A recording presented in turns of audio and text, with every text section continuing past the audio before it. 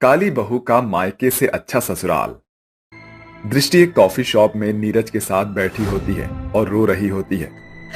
दृष्टि, तुम्हें रोने की जरूरत नहीं है।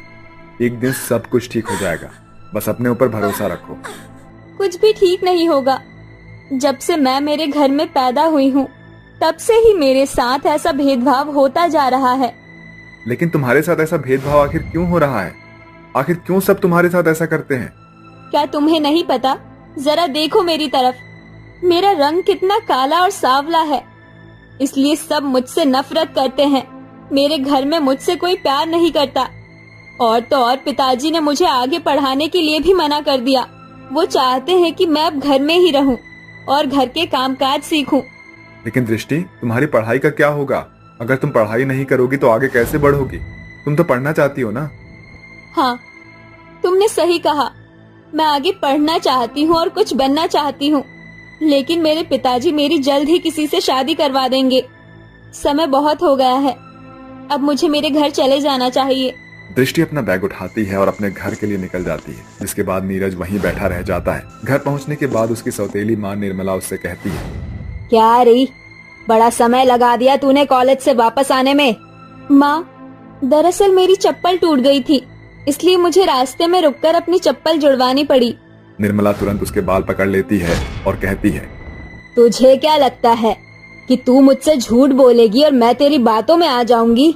मैं सब जानती हूँ कि तू अपने आशिक से मिलकर आ रही है।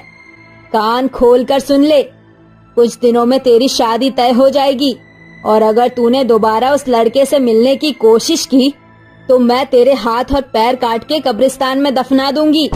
ये सुनकर दृष्टि रोने लगती है और रोते हुए अपनी सौतेली माँ के पैरों में गिर जाती है। नहीं माँ, ऐसा मत करो। मेरे साथ इतना बुरा सलूक मत करो। मैं आपकी हर एक बात मानूंगी। तो फिर इंतजार किस बात का है? जा, घर में जाकर काम कर ले। अपनी सौतेली माँ की बात मानकर दृष्टि रसोई में चली जाती है और काम करने लगती है। देखते ही देखते शाम हो जाती है। शाम को रुपेश नौकरी से वापस आता है और उसका बेटा चिराग उसके पास होता है और उसी से कहता है, पिताजी पिताजी, मैंने आपको कहा था ना कि मेरे लिए एक रिमोट कंट्रोल कार लेकर आना। आप मेरे लिए रिमोट कंट्रोल वाली कार लेकर आए हो? हाँ हाँ, मैं तेरे लिए रिमोट कंट्रोल कार लेकर आया हूँ। ये ले मेरे प्यारे बेटे और जा, इससे खेल ले। रुपेश ऐसा कहकर अपने बेटे को रिमोट वाली कार दे देता है, जिसके बाद चिराग उस रिमोट कंट्रोल वाली कार से खेलने लगता है। कुछ ही देर में रुपेश के पास दृष्टि आती है और अपने पिता से कहती है, पिताजी, आप मेरे लिए कुछ भी नहीं लेकर आए हो। मैंने आपको कहा था कि मेरा सूट फट गया है, मुझे एक नया सूट दिला दो। मेरे पास इतने पैसे नहीं है कि मैं तुझे एक नया सूट दिलवा सकूं। वैसे भी अब तेरी शादी होने वाली है और तेरी शादी में मुझे बहुत सारा पैसा बेफिजूल ही लगाना होगा। ऐसा कहकर रुपेश वहां से उठकर चला जाता है। ये सुनने के बाद बेचारी दृष्टि को बहुत बुरा लगता है, जिसके चलते वो रोते रोते रसोई में जाकर बर्तन धोने लगती है। आखिर मेरे साथ ऐसा क्यों हो रहा है? मैंने पिताजी का क्या बिगाड़ा है जो वो मेरे साथ ऐसा कर रहे हैं? सिर्फ मेरे रंग सांवले होने की वजह से उन्हें मुझसे इतनी परेशानी है। दृष्टि से बर्तन धोते धोते अचानक से एक कांच का बर्तन टूट जाता है। बर्तन टूटने की आवाज सुनते ही निर्मला वहां पर आ जाती है और टूटे हुए बर्तनों को देखकर बहुत गुस्सा हो जाती है। हे भगवान, तूने ये क्या किया? कोई काम ठीक से नहीं कर सकती। जब देखो घर के अंदर नुकसान करती रहती है। तुझे तो आज सबक सिखाना ही पड़ेगा। निर्मला दृष्टि के बाल पकड़कर उसे जोरदार तमाचा मारने लगती है। मुझे माफ कर दो माँ, मुझसे गलती हो गई। मैं दोबारा ऐसी गलती कभी नहीं करूँगी। मुझे माफ कर दो माँ, मुझे दर्द हो रहा है। छोड़ दो माँ, मुझे छोड़ दो। आज तो तुझे छोड़ रही हूँ, लेकिन अगर अगली बार दोबारा तूने ऐसा किया तो मुझसे बुरा कोई नहीं होगा। कल तुझे देखने लड़के वाले आ रहे हैं, इसलिए अपनी इस काली सूरत को थोड़ा मेकअप से सजा लियो। ऐसा कहकर निर्मला वहां से अपने कमरे में चली जाती है। बेचारी दृष्टि वहां रोते रह जाती है और वो रोते हुए अपनी माँ को याद करने लगती है। माँ, आप मुझे छोड़कर कहाँ चली गई हो? माँ, मुझे आपकी बहुत याद आ रही है। माँ, मुझे अपने पास बुला लो ना। बेचारी दृष्टि रो ही रही होती है कि वहीं दूसरी तरफ नीरज दृष्टि के बारे में बहुत ज्यादा सोचने लगता है। पूरा हफ्ता हो गया है, दृष्टि अभी तक कॉलेज में अपनी रिपोर्ट कार्ड लेने भी नहीं आई। आखिर ऐसा क्या हो गया है जिसके चलते वो नहीं आई? मुझे इस बात का पता लगाना होगा। अगले दिन जब सवेरा होता है तो नीरज दृष्टि से मिलने के लिए उसके घर के लिए निकल जाता है। जैसे ही वो दृष्टि के घर पहुंचता है तो वो खिड़की से झांक कर घर के अंदर की तरफ देखता है। अरे ये सब क्या चल रहा है? लगता है दृष्टि बिल्कुल सच कह रही थी। उसकी सौतेली माँ उसकी जबरदस्ती किसी से शादी करवा रही है। मुझे ये सब किसी तरह से रोकना ही होगा। नीरज को कुछ समझ नहीं आता है, जिसके चलते वो अपनी एक दोस्त पूनम के पास जाता है और उसी से कहता है, पूनम मैं तुम्हारे आगे हाथ जोड़ता हूँ, मेरी मदद करो। अगर तुमने मेरी मदद नहीं की तो दृष्टि की सौतेली माँ उसके साथ जाती करेगी और किसी बुरे इंसान से उसकी शादी करवा देगी। तुम्हें ज्यादा कुछ नहीं करना है, बस किसी तरह से कल दृष्टि को काली पहाड़ी के ऊपर वाले मंदिर में ले आना। अगर दृष्टि नहीं आई तो वैसे भी वो कितनी सांवली है, तुम उसके पीछे क्यों पड़े हो? तुम्हें तो कोई भी लड़की आसानी से मिल जाएगी। तुमने सही कहा, मुझे कोई भी लड़की आसानी से मिल जाएगी, लेकिन दृष्टि जैसी लड़की मुझे कभी नहीं मिलेगी। वो समझदार है और उसे मेरी बहुत परवाह है। मुझे बिल्कुल ऐसी लड़की ही चाहिए। अगर ऐसी बात है तो मैं अपनी सहेली दृष्टि का सच्चा प्यार उसे जरूर दिलवाऊंगी। पूनम ऐसा कहने के बाद अगले दिन दृष्टि के घर पहुंच जाती है और उसे किसी तरह से घर से निकालकर काली पहाड़ी वाले मंदिर पर ले जाती है। अरे पूनम, हम यहाँ पर क्यों खड़े हैं? क्या हमें अंदर नहीं जाना? जल्दी चलो, देरी हो गई तो तुम्हें पता है ना मेरी सौतेली माँ मेरे साथ क्या करेगी। वो इतना कहती ही है कि तभी वहां पर नीरज आ जाता है और उसे देखकर बहुत खुश होता है। दृष्टि, तुम ऐसे इंसान से शादी कैसे कर सकती हो? तुम्हारे माता पिता तुम्हारी शादी नहीं बल्कि तुम्हारा सौदा कर रहे हैं। जिस व्यक्ति से तुम्हारी शादी होने वाली है वो बहुत बुरा है और बुरे काम करता है। तो मैं और क्या करूं? मेरे पास और कोई दूसरा रास्ता नहीं है। मुझे कोई पसंद नहीं करता। दृष्टि की इतना कहते ही नीरज उसके हाथों में पकड़ी हुई पूजा की थाली के अंदर से सिंदूर की डिब्बी में से सिंदूर लेकर दृष्टि की मांग भर देता है और कहता है, मैं तुमसे बहुत प्यार करता हूँ। क्या तुम भी मुझसे प्यार करती हो? क्या ये सच है कि तुम भी मुझसे उतना ही प्यार करते हो जितना मैं प्यार करती हूँ? हाँ हाँ, बिल्कुल सच है। अब तुम मेरे साथ मेरे घर चलो। तुम्हारी जगह तुम्हारे मायके में नहीं है, तुम्हारे असली ससुराल में है। नीरज अपने साथ दृष्टि को अपने घर ले आता है और जैसे ही दरवाजा खटखटाता है उसकी माँ और उसके पिताजी दरवाजा खोलते हैं। उसकी माँ कौशल्या पूजा की थाली लिए खड़ी होती है और दृष्टि का स्वागत करती है। अच्छा, तो वो तुम हो जिसकी तारीफ करते करते मेरा बेटा थकता ही नहीं है। वैसे तुम बहुत सुंदर और सुशील भी हो। आओ अंदर आ जाओ। अंदर आते ही दृष्टि चारों तरफ देखती है। उनका घर बहुत खूबसूरत तरीके से सजा होता है। ये घर तो बिल्कुल एक दुल्हन की तरह सजा हुआ है। क्या मेरे आने की खबर माँ जी और बाबूजी को पहले से ही थी? बहू, नीरज ने हमें तुम्हारे बारे में पहले ही सब कुछ बता दिया था, इसलिए हमने तुम्हारे आने की खुशी में पूरे घर को सजाया था, खुद अपने हाथों से। अपने ससुराल में इतना सारा प्यार देखकर दृष्टि बहुत खुश होती है। जो प्यार मुझे मेरे मायके से मिलना चाहिए था वो मुझे तुम्हारी वजह से मेरे ससुराल में मिल गया। ऐसा कहकर दृष्टि नीरज को गले से लगा लेती है, जिसके बाद वो अपने पति नीरज के साथ अपने ससुराल में खुशी खुशी अपना जीवन व्यतीत करने लगती है। शारदा देवी के 2 बच्चे थे, बेटा संजीव और बेटी सुहानी। आज शारदा देवी के घर में बड़ी चहल पहल थी। पूरे घर में रोशनी की जगमगाहट जुगनू के जैसे छिटकी हुई थी। बेटे के ब्याह की बहुत बहुत बधाई हो शारदा। बड़ी लंबी उम्र है तेरी रुंझुन। तुझे ही याद कर रही थी। मुझे लगा काम के सुध-बुध में तू तो मेरे संजीव की शादी भूल ही गई। अरे भूलती कैसे, तेरे घर के गाजे बाजे की गूंज पूरे गांव भर में गूंज रही है। चल बस कर, बारात जाने का समय हो चला है। मैं सुहानी को बुला कर लाती हूँ। अरे बावरी हो गई है क्या? सुहानी को बारात में लेकर जाने की क्या जरूरत है? पता चले कहीं तेरी बेटी के काले रंग के चलते संजीव की गृहस्थी बसने से पहले ही उजड़ जाए। रुंझुन ऐसा कह ही रही थी कि सामने से चली आ रही सुहानी ये सुनकर टूटे मन से कहती है, माँ, रुंझुन चाची सही कह रही है। वैसे भी कहाँ प्रीति भाभी का सुंदर चेहरा और कहाँ उनकी ननद का काला रंग। मैं नहीं चाहती कि मेरे कारण भैया की खुशियाँ खारिज हो जाए। ऐसा बोलकर सुहानी भीगी पलकों को छिपाए भागकर अपने कमरे में चली जाती है और शारदा फीके मन से अपने बेटे की बारात लेकर दुल्हन बनी बैठी बहू के द्वार पर दस्तक देती है और अग्नि के 7 फेरों के साथ प्रीति अपने पति संजीव और सास शारदा के साथ ससुराल आ जाती है, जहां दूर खड़ी सुहानी अपनी भाभी को देख रही होती है। आजा प्रीति बहू, इस नए घर में तेरा स्वागत है। माँ जी, वो कौन है? वो प्रीति बहू, दरअसल वो मेरी बेटी सुहानी है। मेरी ननद मेरे निगाहों के सामने खड़ी है और मैं पगली उसे पहचान तक न सकी। ऐसा कहते हुए भाभी बनी प्रीति भागकर अपनी ननद को गले से लगा लेती है और झूम उठती है। मगर सुहानी के लिए ये किसी भ्रम जैसा था, क्योंकि काले रंग के चलते वो लोगों के कड़वे शब्द ही सुनती रहती थी। अरे ये क्या? इस खुशी के मौके पर झूमने की बजाय मेरी प्यारी ननद के आंखों में आंसू क्यों झिलमिला उठे? भाभी, मैं तो आपसे बिल्कुल भी मेल नहीं खाती। आप इतनी खूबसूरत और मैं कहाँ काली। पहली बार किसी ने मुझे बिना हिचकिचाए गले लगाया है, वरना तो इतने बड़े घर की बेटी होकर भी मेरे काले रंग के चलते अक्सर अपने भी मुझसे कतराते हैं। सुहानी, अपनी भाभी की एक बात कभी मत भूलना, इंसान की छवि किसी रंग रूप का मोहताज नहीं। अक्सर रात के अंधियारे में ही कलम चलाने वाले हाथ दुनिया में अपना नाम बिखेरते हैं।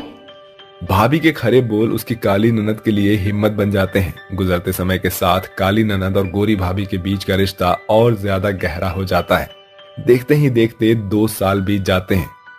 एक दिन, क्या बात है भाभी, आज आप बड़ी चहक रही हैं। अरे खुश तो होंगी ना, क्योंकि आज मेरी ननद को देखने लड़के वाले जो आ रहे हैं।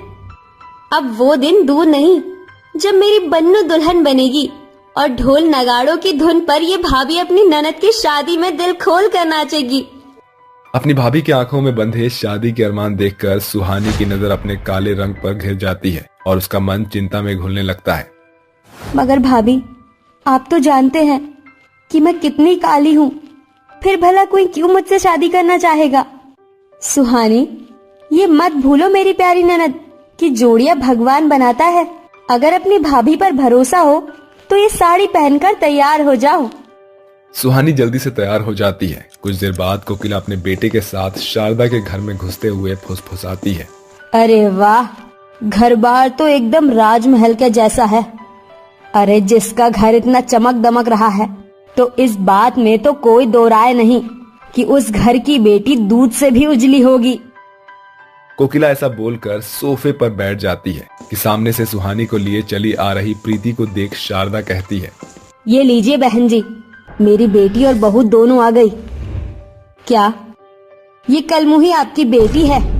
अरे मैंने तो सोचा था कि इतने बड़े घर की बेटी खूबसूरत होगी, मगर ये तो चलती फिरती कोयले की खान है।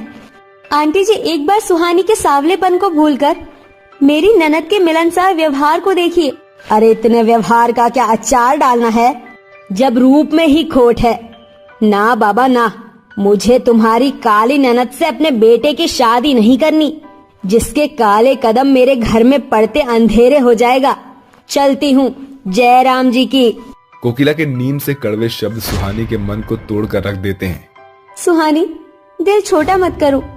अक्सर हर इंसान की नजरें हीरे की परख नहीं कर पाती है। समय बीतता है। हर गुजरते दिन के साथ प्रीति अपनी ननद की शादी के लिए कई सारे रिश्ते तलाशती है, मगर हर एक रिश्ते वाले सुहानी का सांवला रंग देखकर फीका रुझान जताकर ना कह जाते हैं। फिर एक दिन प्रीति के घर मंदिर में बैठी माँ पार्वती की प्रतिमा के सामने सर झुकाए हुए कहती है, हे माँ पार्वती, तुम तो सुहागन औरतों की देवी हो। आज ये भाभी झोली फैलाकर अपनी ननद के लिए ये मन्नत मांगती है कि उसकी कोरी हथेली और उसके सूने मांग को विवाह के 16 श्रृंगार से सजाने का वरदान दो। जिस रोज मेरी ननद की शादी पक्की हो जाएगी, ये भाभी भिखारियों को अपने हाथों से 56 भोग बनाकर खिलाएगी और आपको 16 श्रृंगार चढ़ाएगी। अचानक माँ पार्वती के चरणों में चढ़ा फूल प्रीति की झोली में आ गिरता है। उस रोज से प्रीति अपनी ननद की शादी के लिए भूखी प्यासी रहकर निर्जला व्रत करती है। समय बीतता है। अरे प्रीति बहू, ये क्या पागलपन लगा रखा है तूने? ननद की शादी के लिए ऐसी नादानी भला कौन सी भाभी करती है? माँ जी, इस निर्जला व्रत में तो बस भूखा रहना है। अगर अब अपनी ननद की शादी के लिए मुझ भाभी को जान भी न्यौछावर करना पड़े तो भी मंजूर है। भगवान को इस भाभी की मन्नत पूरी करनी होगी। बहू, तू जानती है, कृष्णा कहते हैं कर्म बिना फल अधूरा मिलता है। हमें सुहानी के चेहरे पर मेहनत करने की जरूरत है। हाँ माँ जी, मुमकिन। अगर मैं अपनी ननद के चेहरे पर घरेलू नुस्खे आजमाऊं तो शायद सुहानी का रंग खुद ब खुद निखर जाए। उस दिन से प्रीति अपनी ननद के काले चेहरे पर अथक प्रयास शुरू करती है। ये लो मेरी प्यारी ननद, इसे अपने चेहरे और शरीर पर मलना है। ये क्या है भाभी? ये हल्दी चंदन का उपटन है सुहानी, इसे लगा लो, ये तुम्हारे चेहरे के लिए फायदेमंद है। ठीक है भाभी। प्रीति अपनी ननद के चेहरे पर खास ध्यान देती है। धीरे धीरे सुहानी के चेहरे का कालापन कटता चला जाता है और वो साधारण शक्ल की हो गई थी। एक दिन उसके घर एक रिश्ता आता है। जी आइए सुमित्रा आंटी, बैठिए, मैं बस जल्दी से अपनी ननद को लेकर आती हूँ। प्रीति भागती हुई कमरे में बैठी अपनी ननद को नीचे लेकर आती है और कुछ देर के बातचीत के बाद, तो बताइए बहन जी, क्या तय किया आपने? अरे समधन जी, मैं तो पहले से ही तय करके आई थी कि आपकी बेटी ही मेरे घर की बहू बनेगी। सुमित्रा का सुलझा सा जवाब सुनकर भी सुहानी के चेहरे पर एक डर घिरा था और वो बोल पड़ती है, आंटी जी, क्या आपको मेरे सावली सूरत से कोई परेशानी नहीं? अरे नहीं, भगवान जिसे जिस रंग रूप में गढ़ता है वो बेहतर है। तुम मुझे पसंद हो। कुछ दिनों के बाद सुहानी की शादी की रस्में शुरू हो जाती है। हल्दी लगते हुए प्रीति कहती है, हल्दी की रस्म बहुत मुबारक हो मेरी प्यारी ननद। शुक्रिया भाभी, मगर मेरी कोरी हथेलियों में ये हल्दी का रंग आपकी देन है। हल्दी की रस्म के खत्म होने के बाद अगले दिन मेहंदी की रस्म शुरू होती है। प्रीति अपनी ननद के हाथों में मेहंदी लगाती है और आखिरकार शादी का दिन दस्तक देता है। अपनी दुल्हन बनी ननद को शीशे में निहारते हुए भाभी बोलती है, अरे वाह मेरी प्यारी ननद, इस 16 श्रृंगार में तुम्हारा बादामी चेहरा मेरी आंखों में नहीं समा रहा। कहीं मेरी ननद को इस भाभी की नजर ही ना लग जाए। आपकी नजर तो मेरे लिए नूर है भाभी, क्योंकि ये निखार भी तो आपकी देन है। दोनों ननद भाभी आखिरी बार गले लगती हैं और 7 फेरों के साथ सुहानी की शादी हो जाती है। जिसके बाद प्रीति अपने मन्नत को पूरा करते हुए भिखारियों को खाना खिलाकर अपनी ननद के नए जीवन के लिए प्रार्थना करती है। रामगढ़ गांव में रहने वाली शोभा देवी के 2 बेटे हैं, बड़ा बेटा राजेश और छोटा बेटा पुनीत, जो पढ़ने के लिए परिवार से दूर दिल्ली शहर गया है। बड़े बेटे की शादी गांव की रहने वाली रूपा से की थी। सवेरे का सूरज चढ़ते ही आसमान में चिड़िया चहचहाती है। दूसरी ओर ओसारे में बैठी सास बहू पर चिल्लाती है, अरे ओ रूपा रानी, रसोई में जाकर जम गई है। चाय बना रही है कि बीरबल की खिचड़ी, जो इतना बखत लग रहा है। आई माँ जी। सास की उखड़ी आवाज सुनकर खौफ से भरी हुई बहू भागी भागी चाय लेकर आती है। ये लीजिए माँ जी चाय। अरे चाय बनाने में तो क्षण भर लगता है, तो फिर आज इतनी लेट लतीफ कैसे हुई? वो माँ जी कल रात लकड़ियाँ भूल से आंगन में छूट गई थी, इसलिए ओस से गीली रह गई। वाहरी मेरी गवार बहू, काम चोरी तो तुझ में कूट कूट कर भरी है। बस दिलो दिमाग में तो सवार रहता है कि कब पलंग धर पकड़े। इस तरह सास बेचारी बहू को तीखे ताने देने के बाद जैसे ही चाय की एक घूंट पीती है तो नाक चढ़ाकर झटकती हुई कहती है, राम राम राम, अरे कितनी मीठी चाय बनाई है। मर जानी, महीने भर के चीनी का कोटा क्या 1 कप चाय में ही पूरी कर डाली है। नाश पीटी, क्या फायदा तेरे 5 पास होने का, जो तुझ गवार को इतना भी हिसाब किताब भी नहीं पता कि रोज कितनी चीनी डालती है। मगर माँ जी, मैंने तो नपे तुले हाथ से ही चीनी डाली थी। बंद कर ये झूठी सफाई पेश करना। नाश पीटी मर जानी, खड़ी क्या है, जाकर दूसरी चाय बना, और इस बार तेरा हाथ फिसला ना तो कमर तोड़कर रख दूंगी। रूपा के लिए ये रोज की बात थी, जब उसे सास के तीखे ताने सुनने के बाद भी मुंह पर ताला लगाए रहना पड़ता था। रूपा हमेशा इसी कोशिश में जुटी रहती थी कि सास को शिकायत का मौका ना दे, मगर सास का दिन तो बहू को सुनाए बगैर शुरू ही कहाँ होता था। समय बीतता गया और एक सुबह दरवाजे पर दस्तक हुई। सामने पुनीत अपनी पढ़ी लिखी पत्नी प्राची के साथ खड़ा था। प्राची ने शॉर्ट ड्रेस पहनी थी और उसकी आंखों पर चढ़ा चश्मा उसके फैशनेबल लुक को बता रहा था। अरे पुनीत, आ गया बेटा तू, मगर जरा ये तो बता, ये चश्मे बदूर कौन है? सास की बात सुनकर प्राची अपनी पढ़ाई का रुआब झाड़ने लगती है। हे यू ओल्ड लेडी, तुम होती कौन हो मुझे जज करने वाली, ब्लडी बुढ़िया। अरे ओ फिरंगीन, ज्यादा पटर पटर अंग्रेजी मत झाड़ो, वरना शोभा का माथा सनका तो धोबी पछाड़ मारेगी। अरे मेरे नकारे औलाद, कौन है ये अंग्रेजी की औलाद? माँ, ये प्राची है, आपकी पढ़ी लिखी बहू। MBA की पढ़ाई की है इसने और साथ में पोस्ट ग्रेजुएट भी है। अपने इंग्लिश से अच्छों की छुट्टी कर देती है ये। अपनी पढ़ी लिखी बहू का परिचय जानकर सास का सीना फक्र से चौड़ा हो जाता है। जिसके साथ सास का सुर ताल ऐसे बदलता है मानो मुंह में शहद की गगरी घुल गई हो। मेरी प्यारी बहू, अपनी सास की कही सुनी को दिल से ना लगाना। वो तो बस मैं अंग्रेजी में क्या बोलते हैं, फ्रैंक कर रही थी। ओह गॉड, उसे फ्रैंक नहीं प्रैंक कहते हैं सासू माँ, गवार कहीं की। Anyway, where is my room? चलो प्राची, मैं तुम्हें कमरे तक ले चलती हूँ। मैं रूपा हूँ, पुनीत के बड़े भैया की पत्नी। रूपा, कितना देहाती साउंड कर रहा है ये नाम। तुम गांव के गवार लोग आज भी 17वीं सेंचुरी के नाम रखे बैठे हो। ब्लडी बॉर्डरिम। अरे बहू, इस बॉर्डरिम को तो आदत है बेइज्जत होने की। तू जा, आराम कर। प्राची के शब्दों में सवार पढ़े लिखे होने का गुमान देखकर रूपा चुप हो जाती है। अगले दिन शोभा गांव पर घूमती हुई शहर से आई पढ़ी लिखी बहू का ढिंढोरा पीट देती है। समय बीतता है, फिर एक दिन सास अपनी पढ़ी लिखी बहू के साथ ओसारे में बैठी होती है। तभी रूपा हाथों में एक पेपर लिए वहां आती है। प्राची, पोस्टमैन आया था, ये डिब्बा देकर गया। अरे मेरी गवार भाभी, इसे इंग्लिश में पार्सल कहते हैं। लगता है स्कूल के पीछे पढ़ाई की है क्या? अरे प्राची बहू, अंग्रेजी में जरा कच्ची है रूपा रानी। 5वीं पास जो है, मगर जब से मेरी पढ़ी लिखी बहू के पांव इस घर में पड़े हैं, तेरी सास का सीना चौड़ा हो गया है, वरना तो मेरी इस गवार बॉडम बहू के बेड़क पने से पक चुकी थी। बेचारी बहू रूपा को अपने कम पढ़े लिखे होने के कारण गंवार शब्द सुनकर रुस्वा होना पड़ता है। समय बीतता गया, जहाँ रूपा सारा दिन सास से गंवार होने का ताना सहकर एक पांव पर नाचती रहती थी, वहीं पढ़ी लिखी बहू दिन रात पलंग पर पसरी रहती। दिन गुजरते गए, फिर एक दिन शोभा की सहेली विमला मिठाई की थाली लिए उनके घर आती है। शोभा, ओ शोभा रानी कहाँ है? अरे विमला, तू, क्या बात है, किस खुशी में मिठाई बांट रही है? मेरी बेटी रेवा का रिश्ता पक्का हो गया है, बस उसी खुशी में। ले रूपा बहू, तू भी मुंह मीठा कर ले। शुक्रिया विमला मौसी। अरे कहाँ है तेरी पढ़ी लिखी बहू? परदेश चली गई है क्या, जो नजर नहीं आ रही? अरे अपने कमरे में बैठी है, जा, तुझे भी हाय हेलो करना सिखा देगी। जैसे ही विमला कमरे में आती है तो पुनीत प्राची के पैर दबा रहा होता है। पुनीत प्लीज, जरा हल्के हाथों से पैर दबाओ, स्टूपिड कहीं के। ठीक है मेरी माँ। विमला मिठाई की थाली लिए बाहर आती है, तभी शोभा कहती है, अरे खिलाई मिठाई। अरे शोभा, पढ़ी लिखी बहू के रूप में तूने बड़ी पनौती को घर में पना दिया है। अरे अपने पति को छुरी की नोक के जैसे नचा रही है। अरे पैर दबवा रही है पति से मर जानी। ये बोलकर विमला चली जाती है और शोभा गुस्से में कमरे में आकर गरजती हुई कहती है, तौबा तौबा, अरे मर जानी, पति से पैर दबवाकर नर्क की भट्टी में जाएगी क्या? पति परमेश्वर होता है। अरे ऐसा भी क्या हो गया जो गवारों की तरह गरज रही हैं? और एक बात, अपनी गवारपंती की गाथा मेरे सामने मत गाइए।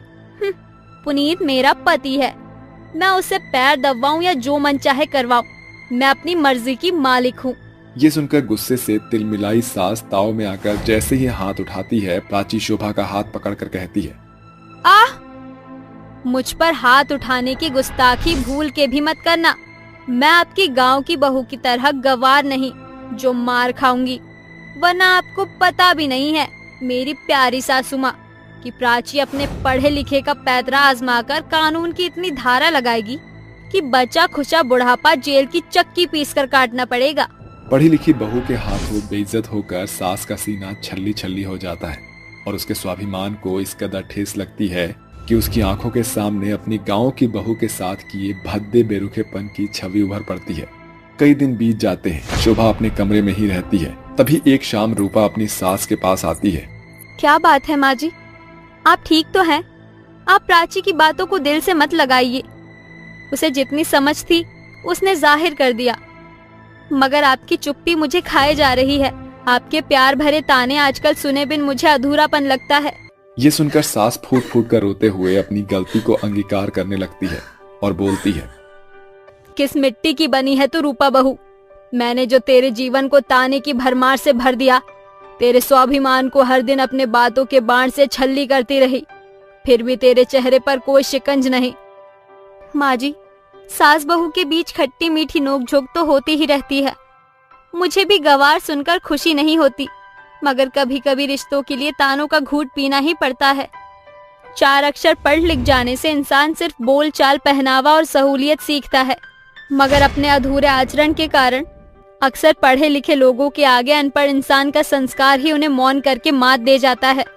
अपनी गंवार बहू की सूझबूझ भरी बात से सास को सबक मिल जाता है।